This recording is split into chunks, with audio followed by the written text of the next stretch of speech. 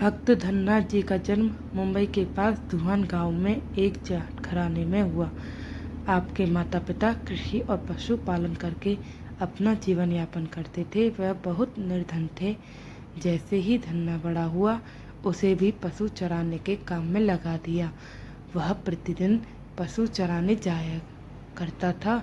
गांव में बाहर ही कच्चे तालाब के किनारे एक ठाकुर द्वार था, जिसमें बहुत सारी ठाकुरों की मूर्तियां रखी हुई थी।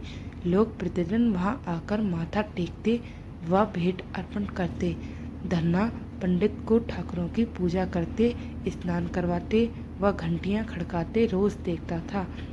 अल्प बुद्धि का होने के कारण वह समझ न पाता। एक दिन उसके मन में आया कि देखते हैं कि क्या है। उसने एक दिन पंडित से पूछ ही लिया कि आप मूर्तियों के आगे बैठकर आप क्या करते हो। पंडित ने कहा, ठाकुर की सेवा करते हैं, जिनसे कि मनोकामनाएं पूर्ण होती हैं। धन्ने ने कहा, यह ठाकुर मुझे भी दे दो। उसने छुटकारा पाने के लिए पंडित ने कपड़े में पत्थर लपेटकर दे दिया। घर जाकर धन्ने ने पत्थर को ठाकुर समझकर स्नान कराया और भोग लगाने के लिए कहने लगा। उसने ठाकुर के आगे बहुत मिन्नतें की। धन्ने ने कसम खाई कि यदि ठाकुर जी आप नहीं खाएंगे तो मैं भी भूखा ही रहूँगा। उसका यह प्रण देखकर प्रभु प्रकट हुए तथा रोटी खाई व लस्सी पी। इस प्रकार धन्ने ने अपने भोलेपन में पूजा करने और साफ मन से पत्थर में भी भगवान को पा लिया। जब धन्ने को लगन लगी, उस समय उसके माता पिता बूढ़े हो चुके थे और अकेला नवयुवक था।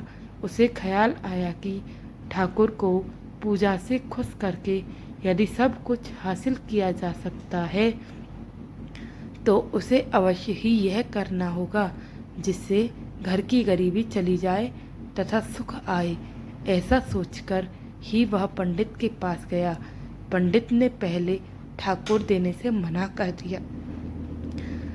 वह ठाकुर की पूजा अकेले नहीं कर पाएगा। दूसरा, तुम अनपढ़ हो।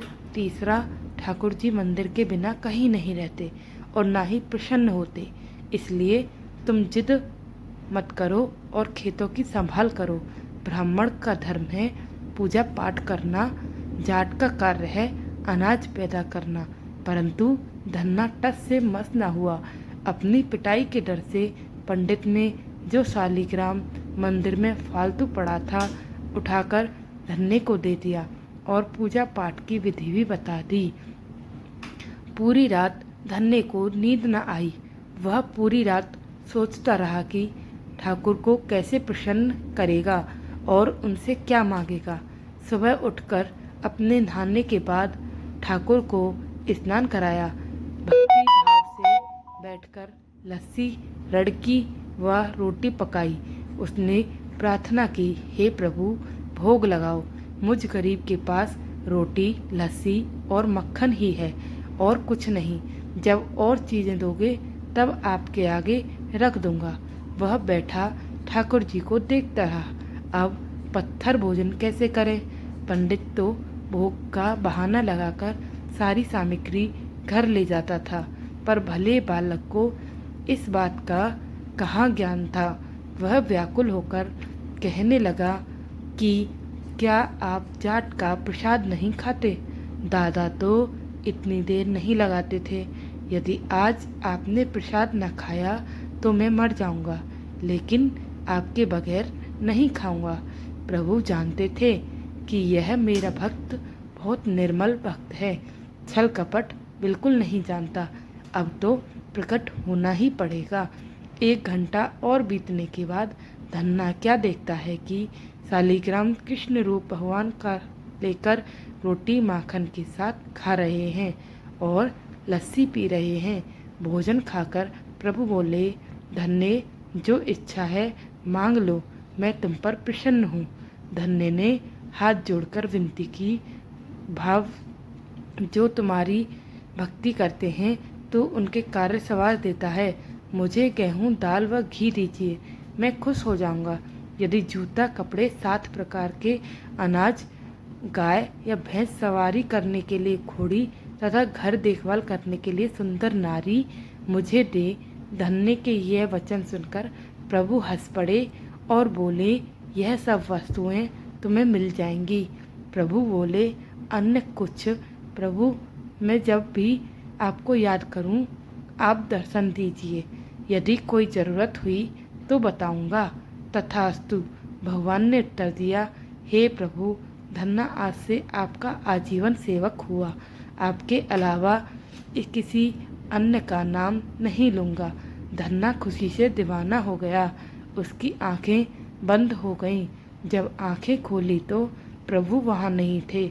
वह पत्थर का शालिग्राम वहाँ पड़ा था। उसने बर्तन में बचा हुआ प्रसाद खाया, जिससे उसे 3 लोकों का ज्ञान हो गया। प्रभु के दर्शनों के कुछ दिन पश्चात धन्य के घर सारी खुशियाँ आ गईं। एक अमीर घर में उसका विवाह हो गया। उसकी बिना बोई भूमि पर भी फसल लहलहा गई।